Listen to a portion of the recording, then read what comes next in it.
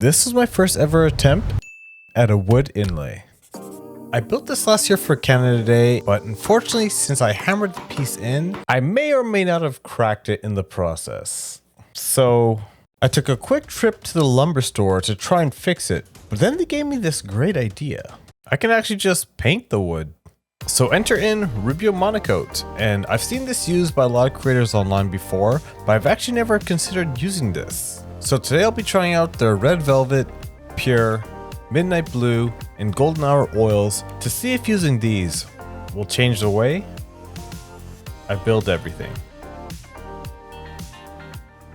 To practice for the Canada flag, I'm going to use the midnight blue, the red velvet, and then the golden hour just to make a flag for someone that I know. So let me real quick do that practice on one of these cutting boards and see if I can get this process all down. Okay, so with these colors, I'm going to be making the Colombian flag, which is yellow, blue, and red. The first thing I have to do is just sand down my cutting board to about 120, 180 grit, and then I'll be able to apply these colors on after I water pop the board. Now that the board is dried, I'm just knocking off the fuzzy edges and then chamfering out the corners to make sure that there's no sharp edges on this board. Then once that's all done, I just have to mark out where the colors are going to go. Now the yellow is actually a 2-to-1 ratio with the blue and the red, so I have to divide the board up into 4 sections and have 2 yellows, 1 blue, and then 1 red. So I'm just marking down my ruler where I'm going to place the painter's tape.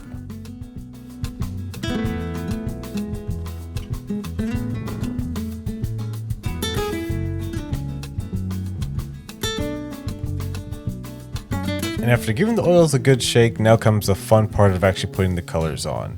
Now what I did is I cut out some of the white applicator pads and I rubbed this into the wood in each of the section. I'm going to do the yellow and the red at the same time. Then once it dries, I'll go to the blue. But after 15 minutes, I should be able to wipe off the excess oil. And then the next day, once it dries out, I'm going to put the tape on and do the blue.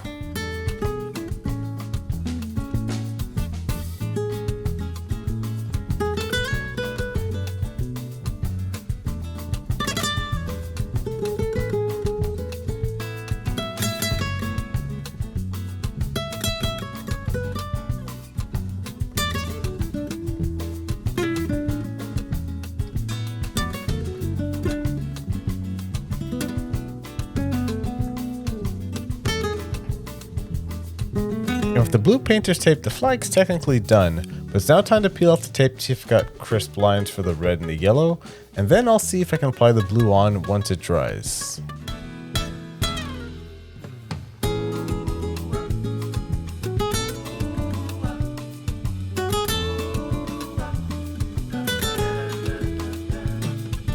And for doing this for the first time, I say it turned out pretty crisp for the lines. And after it dries for the day, I'm just placing some tape on the yellow and red, just so I can apply the blue in the exact same way.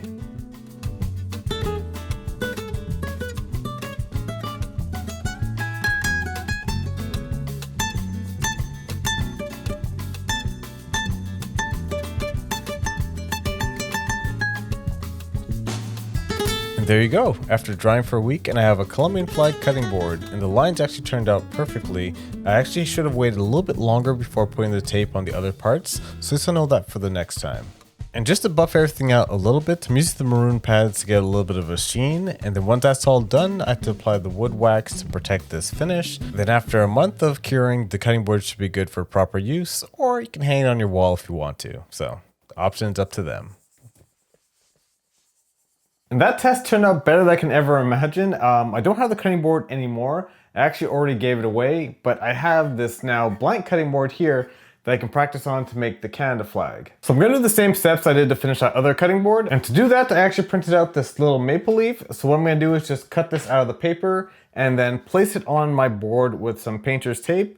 And with that, I'll be able to stain the middle and the outside edges, and then apply one more coat of Rubiomonocoat on the top to make sure everything's protected. So let's get started with doing that. So it's the same steps as doing the first board, sanding it down to 120, and I didn't feel like using my hand sander to do the edges, so I'm using the router to cut them off to make them cleaner.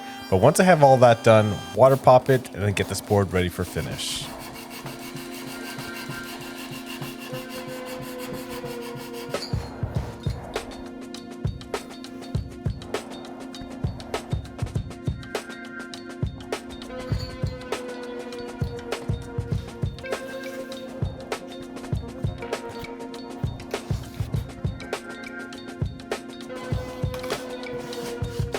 Here's the tricky part of doing the Canadian flag. With the maple leaf in the middle, what I have to do is glue this maple leaf on and then cut it out so that only the painter's tape is left over. So when I stain the wood, I get the red maple leaf in the middle without any bleed on the side.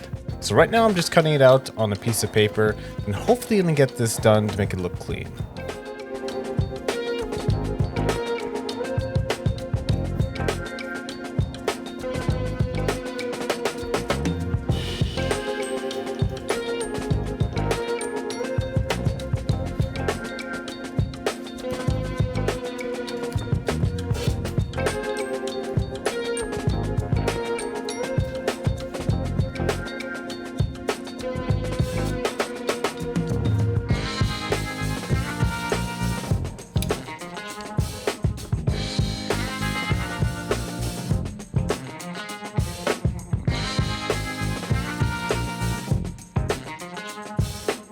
And with the outline of the maple leaf now traced out, all I do is just remove the tape nice and carefully to make sure I get the maple leaf in the middle and no stain on the outside. And this is actually how I usually sit and do my projects, just I don't usually record it, but I'm always just crunching a ball doing what I gotta do. And having a lot of patience does pay off because I cut it out near perfectly. It actually looks like a maple leaf and I'm just as surprised as you that I actually cut this out properly. And this time I'm actually using the accelerator with Rubiomonocoat and it speeds up the drying time and provides more protection. So I'll probably be using this in all the future Rubiomonocoat builds. You know, I feel like a surgeon taking all these out.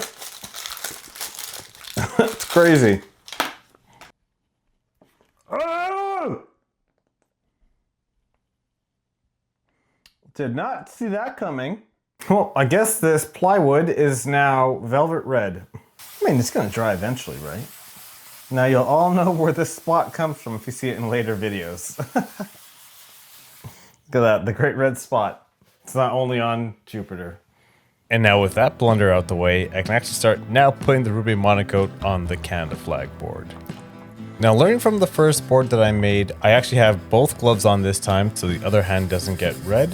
The only thing I should have done was taped off the entire middle section because nowhere else needs to have stain, and I actually got a little bit of stain on the middle in the future, so I sanded that off, but if I'm to do this again, I'll probably tape off the whole board.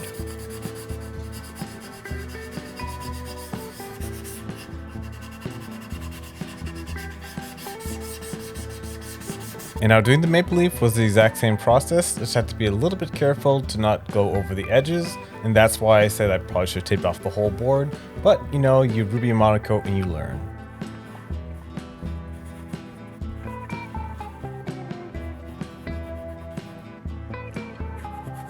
And I'm just wiping off the excess after 15 minutes, and I'm gonna let this sit down for about 2 days to dry again before I put on the pure coat to cover the whole board.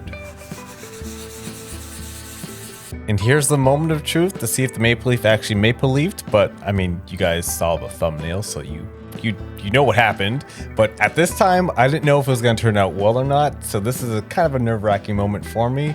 But as you can tell, when I peeled off the tape layers, it actually looked like a maple leaf, and I was shocked how good it turned out.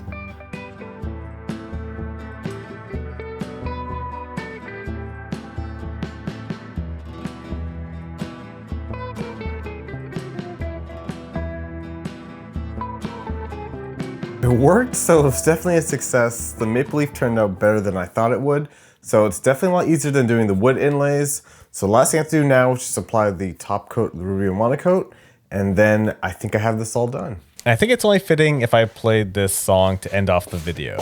I'm only 4 months late on Canada Day, but I'm assuming it's Canada Day somewhere in the world.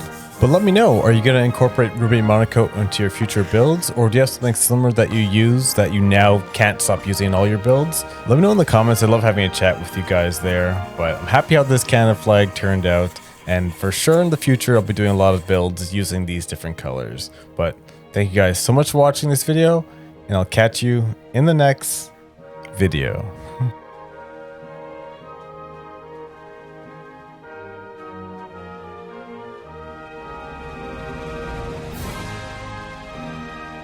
Can the Canadian government copyright strike me?